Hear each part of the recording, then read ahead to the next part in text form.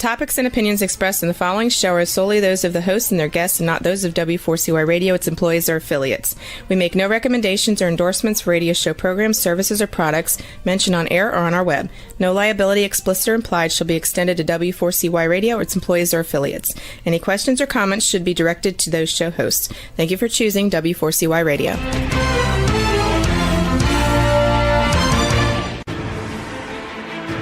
What's working on purpose anyway? Each week, we ponder the answer to this question. People ache for meaning and purpose at work, to contribute their talents passionately and know their lives really matter. They crave being part of an organization that inspires them and helps them grow into realizing their highest potential. Business can be such a force for good in the world, elevating humanity. In our program, we provide guidance and inspiration to help usher in this world we all want, working on purpose. Now, here's your host, Dr. Elise Cortez.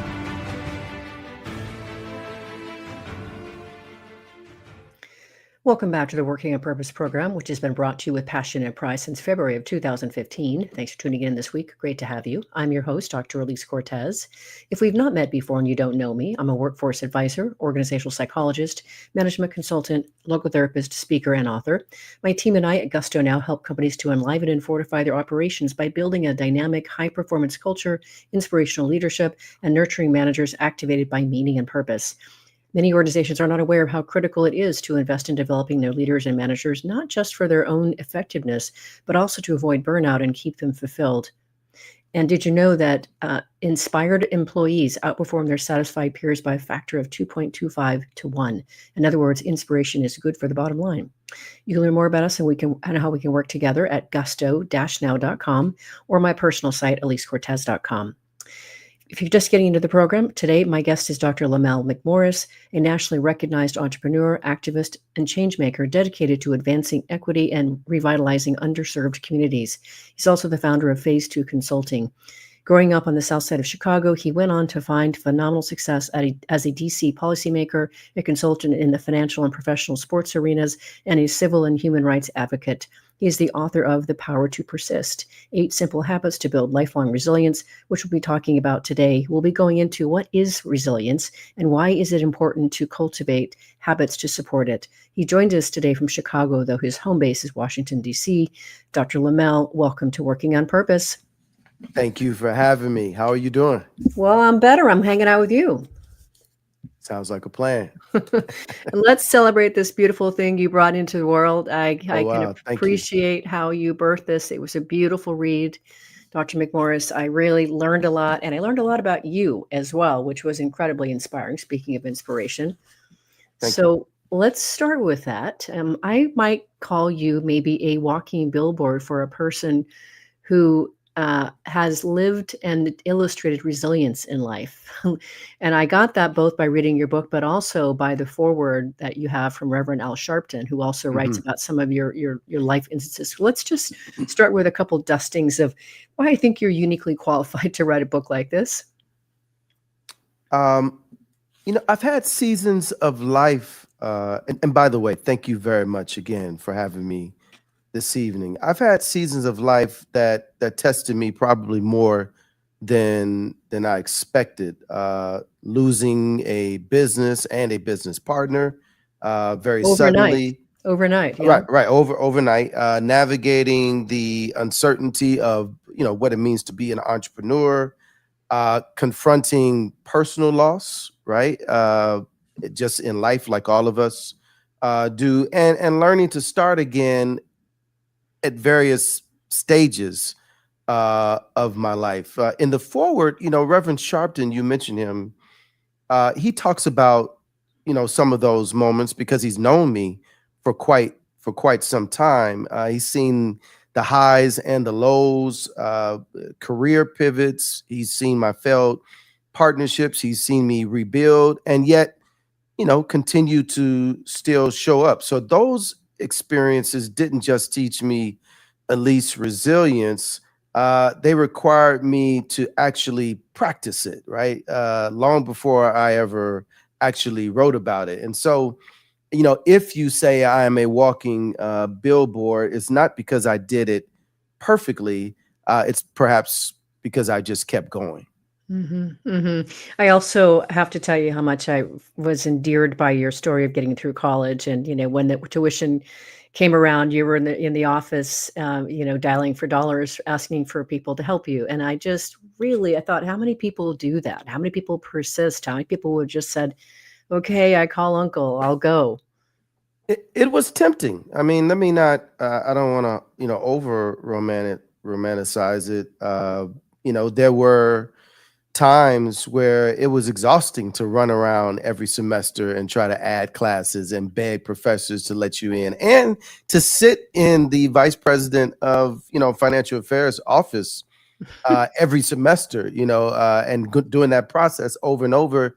But it was also the people. There were people actually who were close to me who said, "Hey, why don't you just go home for a semester and then come back?" I did not want to do that because my fear was not finishing, and my biggest fear was disappointing my mother and my family. Strong motivations. Well, let's get into now from your vantage point, Lamell. What is resilience? How would you define it? Mm. Resilience is the ability to adapt, recover, and move forward when life, or if you're a leader, when leadership becomes unpredictable. It's not just bouncing back. It's actually bouncing forward and using adversity as this fuel to continue to grow. It is the closing of one chapter, if you will, I found, opens up and leads to another door, another chapter being open. And you have to have that mindset, right? That the door isn't just closed, but there's going to be an opportunity for a new door to open. And it's a skill that can be learned through intentional habits, not necessarily only a personality trait. I'm going to quote that: "Use adversity as a fuel to grow." That's one for the books, Lamell. Thank you. No worries. So this show has, as I said, been on air for a good more than 10 years, and it really is a place for people to come and individually grow and cultivate themselves, but also a place where leaders are coming to cultivate themselves and their organization. So I like how in your book you take on both individual resilience as well as organizational. You also talk about community as in other places, but let's just distinguish or situate individual resilience, how that's come to be and why that's important. Yeah, so life will always serve us, uncertainty. Life has a way of distributing, loss and transition and pressure, but also opportunity. Resilience helps us individually stay steady, think clearly, manage stress, and keep going when things get hard, but also keeps us moving in the good times. And it's easy to, coast when things are going good. It's emotional and mental strength and that well-being that allows us to lead through both struggle and through success. So, in business today, you know business runs on change. You have economic shifts, you have technological shifts, we have AI, we have uncertainty and a global crisis and workforce burnout. Resilient leaders and teams adapt faster, they innovate more, and they recover more quickly from disruption. So you can be bent without breaking, if you will. And a resilient workforce actually and culture, fosters engagement, it fosters retention, and it fosters performance. But you have to have resilient individuals and leaders to help manage that change and foster that level of and that culture of performance. So something I read in your book that I just has really been sticking with me, Lamell, that I really like, and I just think it says so much, and it says a lot about you too. And you say in your book that if you started life on third base, it can be hard sometimes to tap into your resilience. Obviously, I've read your story, I read your book. I know that you didn't start on third base. Mm. And so your book is all the more important for anybody that who has started on second or third base or whatever it is, to be able to develop these things that life has maybe more naturally taught and given you lessons for. So I wanted to celebrate that idea of this, where people are starting from and working from in life that you so beautifully situate in your book. Yeah, it comes from a saying, at least that some people, woke up on third base and thought they hit a triple. Um, Right. Sometimes, and by the way, let me be very clear. There's nothing wrong with being born on third base. There's nothing wrong with having familial and even cultural and societal advantages because of how well your parents did in life and they've created. Uh, but even in that environment, right? Even in an environment where success abounds, and there's still a need to be resilient and not Mhm. become comfortable and learn how to survive and thrive, beyond your familial and cultural. But if you're me, and you're born on the south side of Chicago in an underserved area, without the family, wealth and generational wealth, then I am made and molded out of adversity.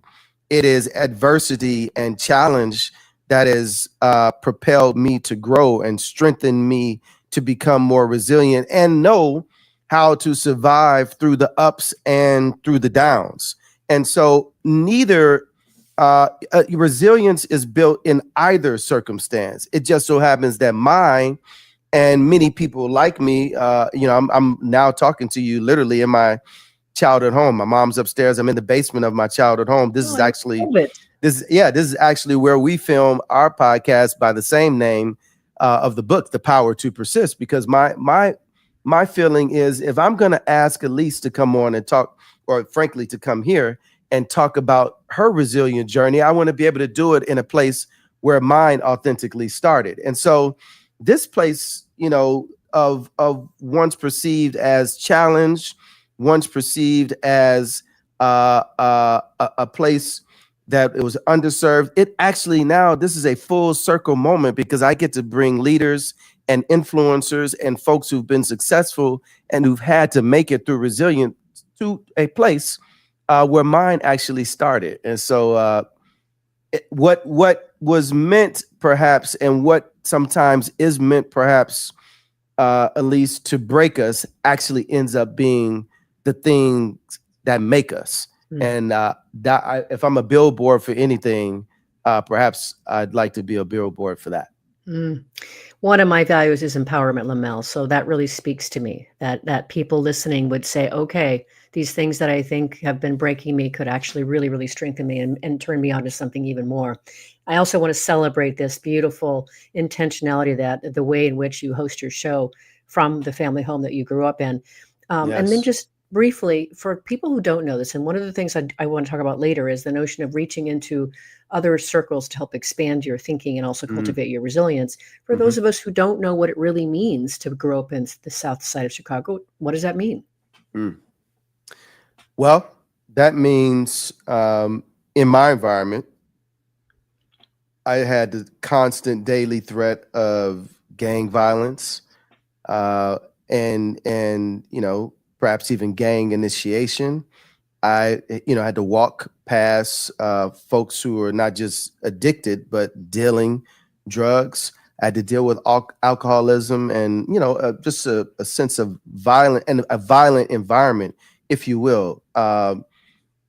Plenty of, which is one of the reasons why I started the effort to rebuild and invest in my neighborhood. Plenty of vacant lots, abandoned buildings. That was my environment. But I was never shaped by that. I was never defined, if you will, by that. At least when I was a kid, upstairs we had books like this, and I had these army men and cowboy men. I'm probably aging myself. They weren't like the cool GI Joe type men. They were the plastic men that had guns, and they were kind of stiff, and they were just there. You could stand them up, but I never pretended like they were fighting, and they were Native Americans, and they were cowboys, and they were army. I always chose one to be the president of the United States, and I would put them, the men, on the books in my house, and I would roll the books around like a motorcade. And I pretended like the furniture were the buildings in Washington, D.C., and one was the president and the rest were Secret Service men. And I was pretending like I was protecting, and I was going around Washington, D.C.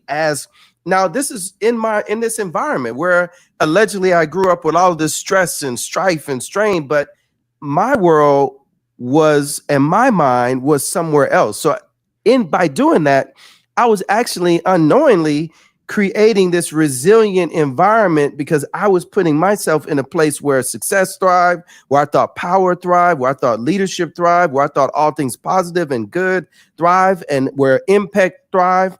And yet you walk out my door, it was a whole nother reality, but in this place. And how ironic, right? How about resilience and destiny that I would end up years later in the very place that that I was creating mentally, and in this environment that I was creating, I would end up with an office across the street from the White House on Pennsylvania Avenue at 1455, full circle moment. So I hope it's a lesson both to your listeners who are, in our age range, but especially to those that are younger, that we actually can create and model and vision and dictate the destiny of our lives, not the environment that surrounds us. Oh, Lamell, I am so happy to know you.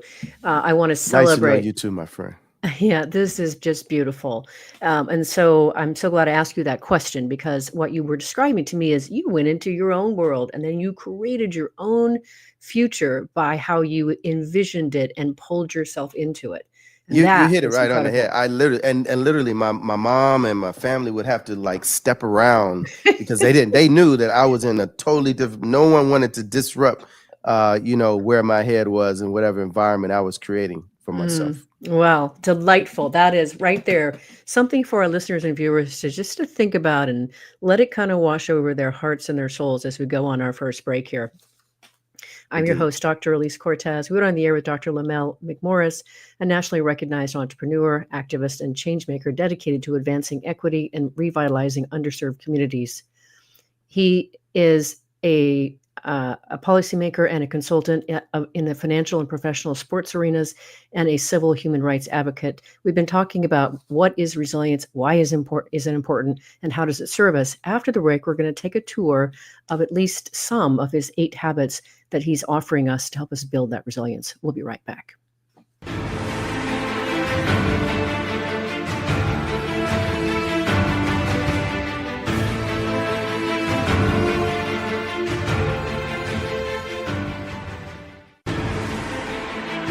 Dr. Elise Cortez is a management consultant specializing in meaning and purpose, an inspirational speaker and author. She helps companies visioneer for greater purpose among stakeholders and develop purpose-inspired leadership and meaning-infused cultures that elevate fulfillment, performance, and commitment within the workforce. To learn more or to invite Elise to speak to your organization, please visit her at elisecortez.com. Let's talk about how to get your employees working on purpose.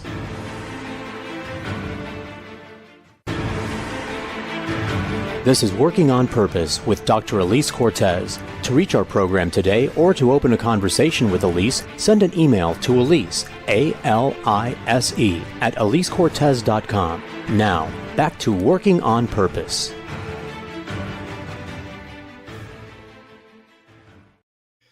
Thanks for staying with us and welcome back to Working on Purpose. I'm your host, Dr. Elise Cortez, as I am dedicated to helping create a world where organizations thrive because their people thrive and are led by inspirational leaders that help them find and contribute their greatness. And we do business that betters the world. I keep researching and writing my own books. So one of my latest came out. It's called The Great Revitalization: How Activating Meaning and Purpose Can Radically Enliven Your Business. And I wrote it to help leaders understand today's diverse and discerning workforce, and then provide 22 best practices to equip you to provide what they want through your leadership and your culture. You can find my books on my personal site, elisecortez.com, or on Amazon. If you are just now joining us, my guest is Dr. Lamell McMorris, author of The Power to Persist, 8 Simple Habits to Build Lifelong Resilience. So I'd love for us to talk about as many of these 8 as we can, Lamell, and as the conversation takes us. Okay. And I thought what we could do is, describe a little bit about some of these habits and why they're important, situate them, and then offer just a few ways to build it. There were some that really spoke to me that I want to call out as well. But the first one that I want to talk about, of course, is attitude. And you do distinguish between optimists and pessimists. And of course, the optimists have a glass half full perspective, and optimists are more they focus more on the negative. And you say that you simply cannot maintain a negative outlook and poor attitude and expect to be resilient in the face of life's challenges. Yeah, I think it's interesting, right? And even probably in the process, at least of writing the book and putting the 8 habits together, if I'm honest, I don't even know that I necessarily initially knew the importance of the order but I think it's so important that I start out with the first habit of our attitude, because our attitude and our mindset really does dictate the other 7 that I talk about. I mean, you really can't, it's hard to be determined, and it's hard to focus, and it's hard to embrace vulnerability. And it's even harder for the last habit of faith to embrace that if you have a negative attitude. So, starting out each day, especially with the ability and the opportunity to foster a positive attitude, is starting out with this notion of gratitude. There's something about, especially at least when you're facing headwinds, there's something about kicking off your day with being grateful for the good things that are going on, for giving gratitude for the positive, and let everything, move forward from that. Right. So when headwinds come, you can still go back to how you started out that day with this attitude of gratitude. And so very practically, I suggest in the book, as you may note, that people start their day out with a gratitude journal. Yep. Just jot down just a few of the things at the start of your day of about what you are grateful. So I had a dinner with a friend of mine, and he is at least a global business leader. And this is early on. I was talking to him about the book, and he acknowledged to me that even as this global business leader, thriving international business, he kicks off his day with a gratitude walk. Love it. And I said to myself, well, listen, if this guy can kick off his day, with all of this, largesse around him that he controls and has to and lives through and in, then certainly all of us should take this opportunity, because there's something powerful, right? If global business leaders can kick off their day with this attitude of gratitude and actually being grateful for the things, then there must be something to it for us as leaders of people, as leaders of our families, trying to live in community. There has to be something powerful, right?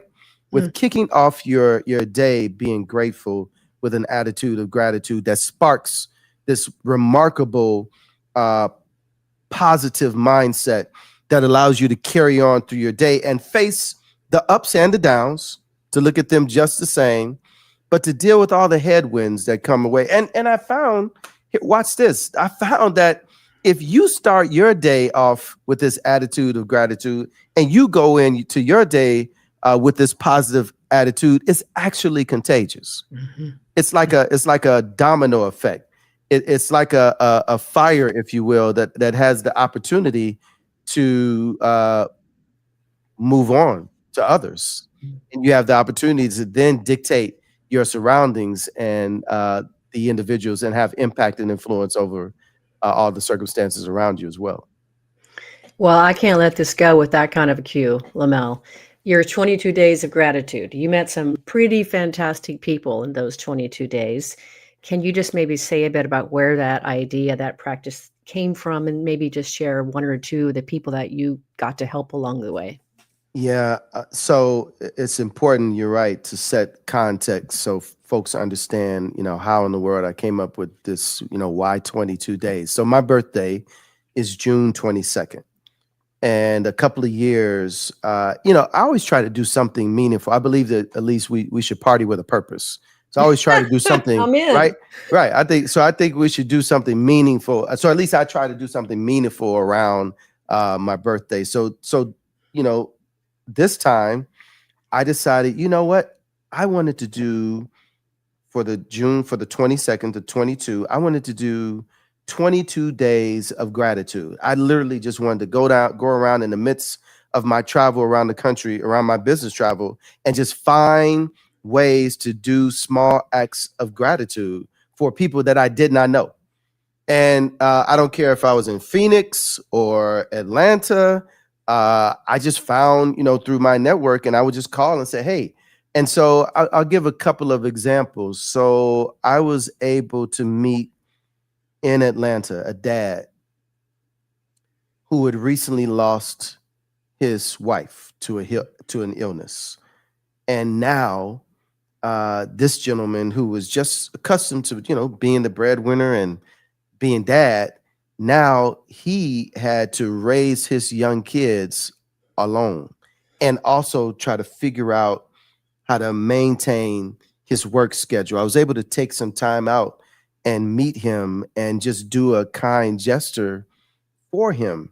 And I was very moved by one, his appreciation, and two, his determination to create this environment for his family and to propel and to move forward with a remarkable attitude.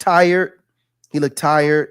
He looked worn out, but he was determined. There was another example of a young lady whose mom was tragically killed in a car accident. And she was the eldest of her siblings, and she had very young siblings. So now, not only is she the big sister, but now she is forced into this role of taking care of her younger siblings, being in school herself, ensuring that they go through school, and also that they're housed and fed. And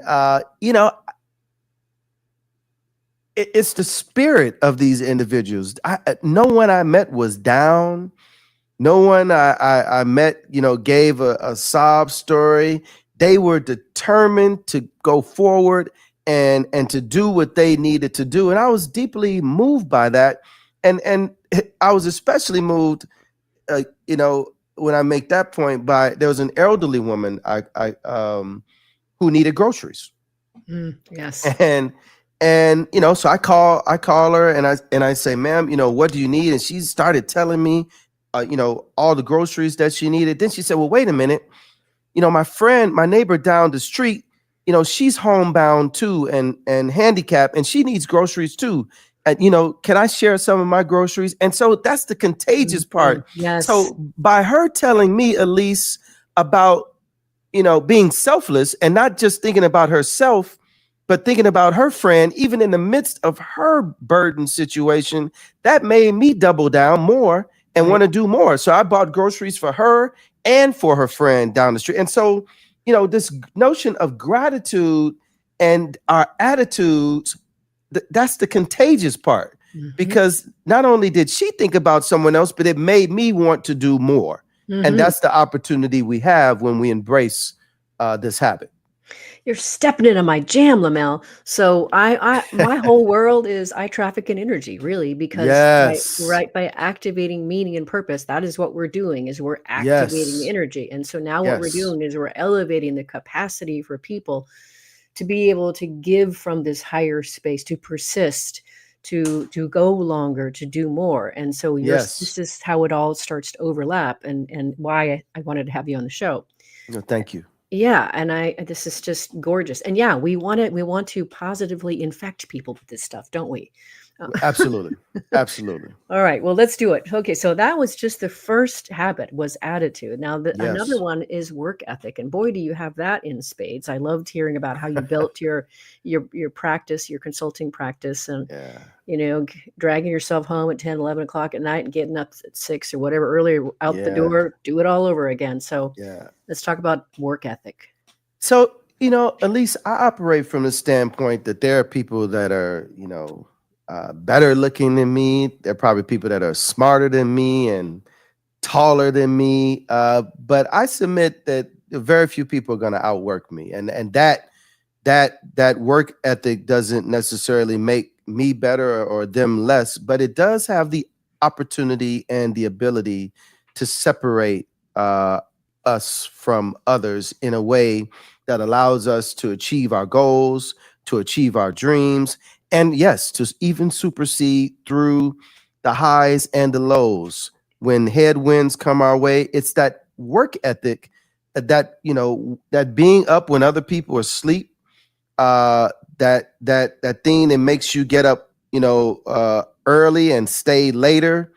Uh, that there's no substitute, for it. I've had some phenomenal models and examples of, what it means to work hard, which actually, is important, right?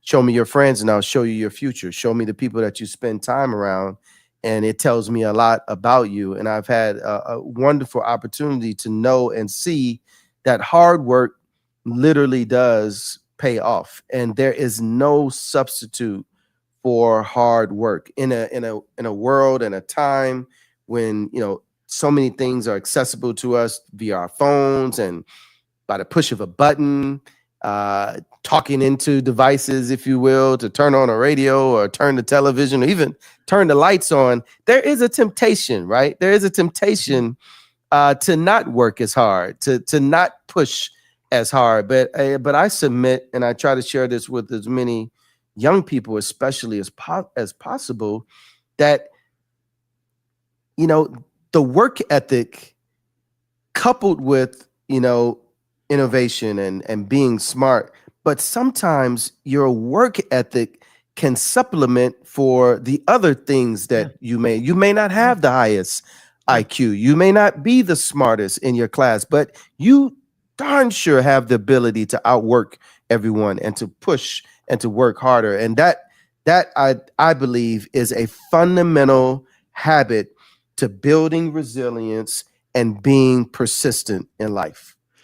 100%. And so listeners and viewers, since I've read the book and you haven't yet, probably, what Lamell has done is he's given us these 8 habits, and then for each habit, he offers us 7 ways to build that habit.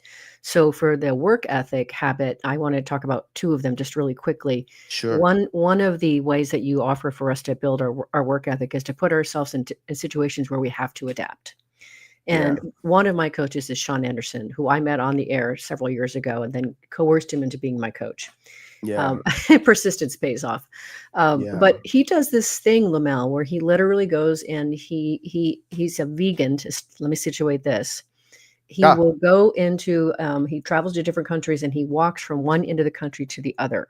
Mm-hmm. But here's what happens. So when he gets there, he doesn't plan for where he's going to stay or where he's going to get food.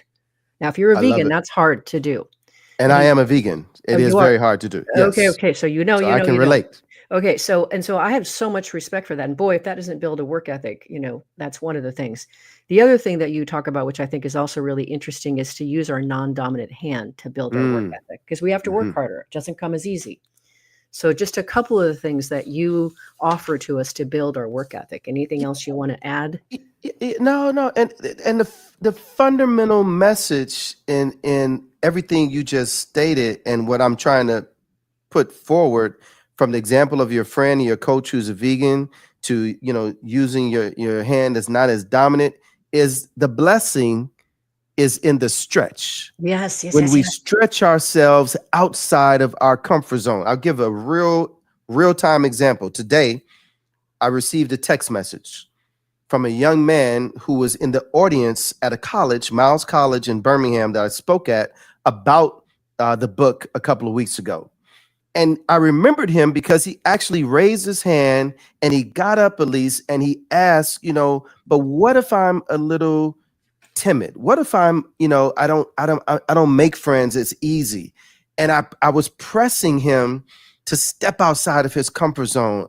And so this young man did what I know was very difficult for him to do. He sent me a text message today.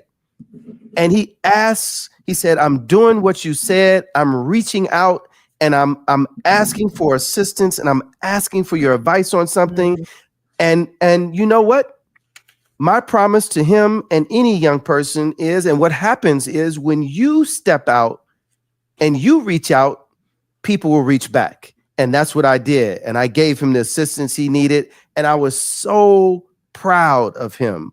But the blessing, the response, the aid, the assistance, reaching the goal can only come sometimes, at least when we put ourselves in uncomfortable situations and when we stretch ourselves beyond, that which is comfortable for us to do and to be.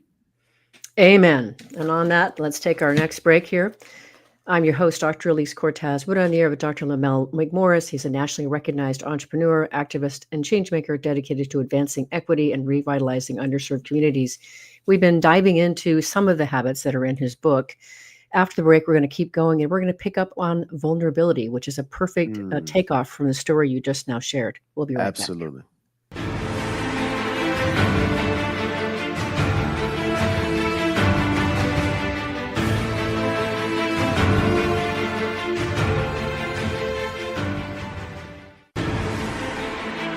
Dr. Elise Cortez is a management consultant specializing in meaning and purpose, an inspirational speaker and author. She helps companies visioneer for greater purpose among stakeholders and develop purpose-inspired leadership and meaning-infused cultures that elevate fulfillment, performance, and commitment within the workforce. To learn more or to invite Elise to speak to your organization, please visit her at elisecortez.com. Let's talk about how to get your employees working on purpose.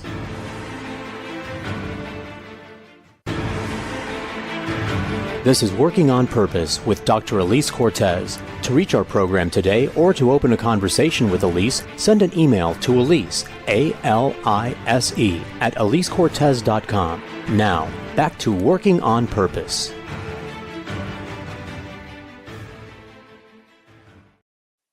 Thanks for staying with us and welcome back to Working on Purpose. I'm your host, Dr. Elise Cortez. As you know by now, this program is dedicated to empowering and inspiring you along your journey to realize more of your potential. If you want to learn more about how we can work together and learn about the Gusto Now Academy for leaders and individuals on various journeys alike, make your way to gusto-now.com and then navigate to the training tab and you'll find the academy there. If you are just now joining us, my guest is Dr. Lamell McMorris. He's the author of The Power to Persist, 8 Simple Habits to Build Lifelong Resilience. So I appreciate that you created a space with this young man where he somehow summoned the courage to ask you for help. And of course, one of your habits is vulnerability. Let's talk about the habit of vulnerability. Elise, if I'm honest, it is the habit, all of the habits, frankly, and the book, I want your listeners to understand, represent a journey. These are not things that we have perfected, will perfect overnight. And for me, the most challenging of all of the habits that I put forth is this notion of being vulnerable, right? Because so much of society and what it means to be a leader says that we're supposed to have all the answers and we're never to show weakness. We're always supposed to show strength. And, that's what it means to be the leader. But I found that, admitting sometimes that I don't have all the answers and admitting sometimes that I do need help and admitting it's not constraining. It's actually liberating. It's freeing, right? It actually frees me to, be open to folks helping. And actually it frees the listener, the folks that I'm working with, my team and other folks to say, hey, you know what? I can help. And, I didn't really understand this project totally. And I wasn't really, certain about this task. And it actually pulls people together. And so I submit that this whole notion of what it means to be vulnerable is not confining. It's freeing. It's liberating. And it is a critical, absolutely critical habit for us to continue to work on that helps us build resilience, that helps us, by demonstrating levels of empathy and vulnerability. It actually pulls people, it makes us better leaders. It makes us better family members. It makes us better friends. It makes us, better participants in communities that we're trying to serve and impact when we can identify with people who are suffering. So it's one thing to be in my community right now where I am and to want to make this impact and to want to push things onto people. But when I can actually identify with my neighbor that's struggling and actually needs help as we approach this Thanksgiving holiday, when I don't look down on them and I actually can understand the path and the journey of the homeless guy that I just saw in my alley back here, digging for food, it takes on a whole different notion of service and ability to make a positive impact. No doubt, no doubt. I can tell you for me, I appreciate what you said about this being that maybe one of the harder habits for you. It's hard for me too. And I'll tell you where I started to learn it. That's when I got divorced 10 years ago. That's when I learned I had to ask for help. And I certainly had to accept help. And as I began to accept help, I began to notice with different eyes how others were suffering. And it gave me much greater compassion. But what about that process made you open up your eyes? What was it? It was that sense of exposing myself, opening myself up, In fact, I mean, I'll just share a funny story with you, really, literally exposing myself.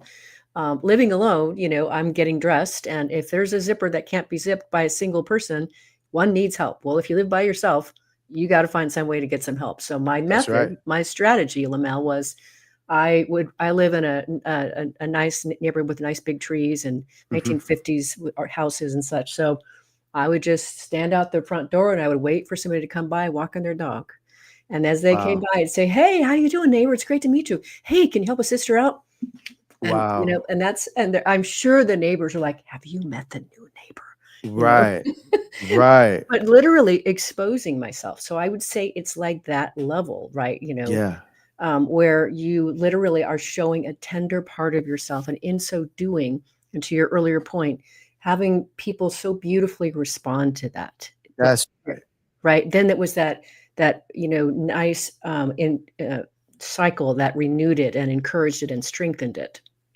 Yeah, but I would imagine, right? Let's take your story as a perfect example. By going outside and making yourself quote unquote vulnerable and acknowledging that you needed help, I wonder how many new friendships you sparked. I wonder how many fascinating conversations you sparked. I wonder how many ladies walking their dog said, "You know what? The same thing happens to me. I'm just not bold enough to open up the door and yell out, 'Hey, help me zip,' right?" And so you ended up empowering people and giving people courage and strength by showing that level of vulnerability in yourself. Yeah, I believe that absolutely. And of course, with the work that I do with organizations, I know that to be true as well. And in fact, one of the other things that I wanted to celebrate with what you're offering for ways for us to build our vulnerability is to be willing to make unpopular decisions, right? And go against, hold to your values and make that decision, explain it, clarify why it's important to you and why you're doing it, but make the unpopular decision. Be vulnerable to care for others. Those are all ways to build this beautiful habit. Yeah. We have. I'm authoring an op-ed now that actually talks about what it means to do just that, to stick to your values and make unpopular decisions in an environment where it's difficult, right? But when you stick to your values, then you can empower and you can make the positive impact and the change that you seek to make in this society. And this particular op-ed is going to be written, primarily to leaders in corporate America to encourage them to stick to their values in the midst of a climate that may actually be suggesting that they do otherwise. I want to read it. I want to celebrate it. It's on the way. Thank you. Okay. When it's ready, I'm happy to share it on social media as well. So whenever it's ready. Okay, now I would be absolutely remiss if I let you get off this show, Lamell, without Mm, us talking about the habit of faith. And mm, I want to cue up where I'd love for us to at least start with this. And so hmm you say, what is faith? You say, what one of my favorite verses in the Bible defines faith as the substance of things hoped for and the evidence of things not seen. Then you go on to say, I believe that the connection between faith and resilience takes place when you realize that you are the substance of things hoped for and the evidence of things not seen. Yes. Wow, that is incredible. Yes. Yes.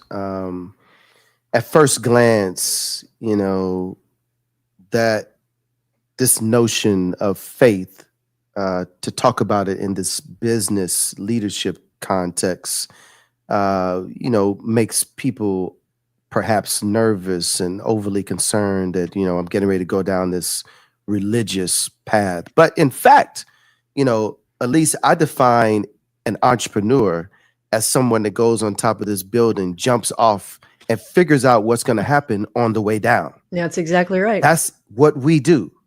And that, my friends, is an example of faith, the ability to believe that you're going to make this business successful. You cannot see it, you cannot feel it, you cannot touch it, but you know that I'm working every day, I'm sacrificing for my family, and I know that this business, this project, this opportunity is going to work out, although I cannot fully see it. That is the faith that I'm talking about, the substance of things hoped for.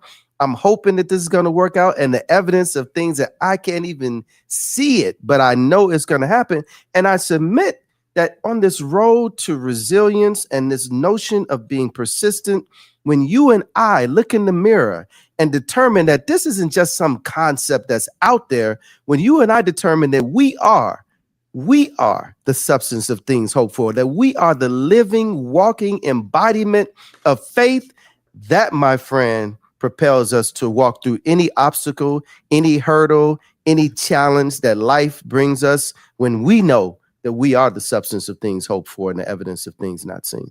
You see why I just couldn't let you off the show without us talking I see about why. And it is the last habit that I raised for a reason.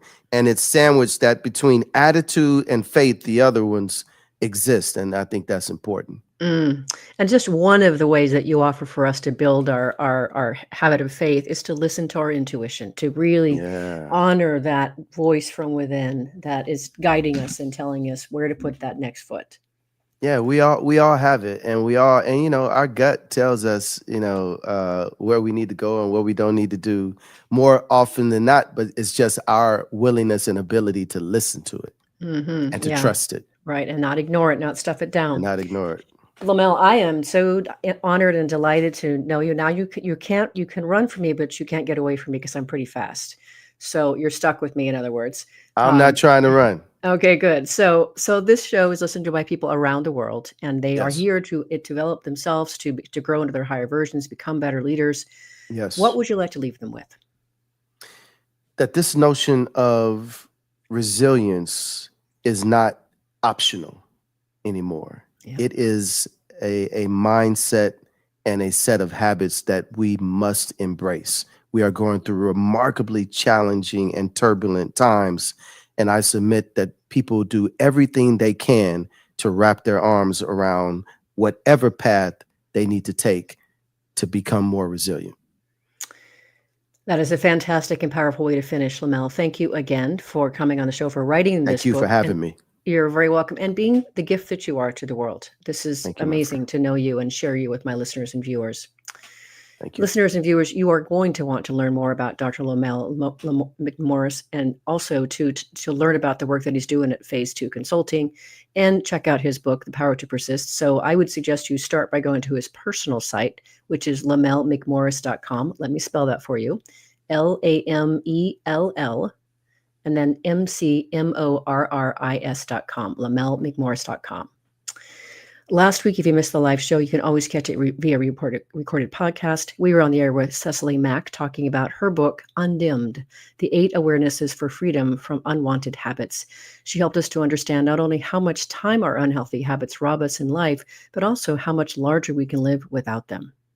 Next week, we'll be on the air with Dana Williams talking about her book, The Internal Revolution, Lead Authentically and Build Your Personal Brand from Within. See you then, and together let's lean in and learn how to create destination workplaces where people thrive while doing business in a way that betters the world. Let's work on purpose. We hope you've enjoyed this week's program. Be sure to tune in to Working on Purpose, featuring your host, Dr. Elise Cortez, each week on W4CY. Together, we'll create a world where business operates conscientiously, leadership inspires impassioned performance, and employees are fulfilled in work that provides the meaning and purpose they crave. See you there. Let's work on purpose.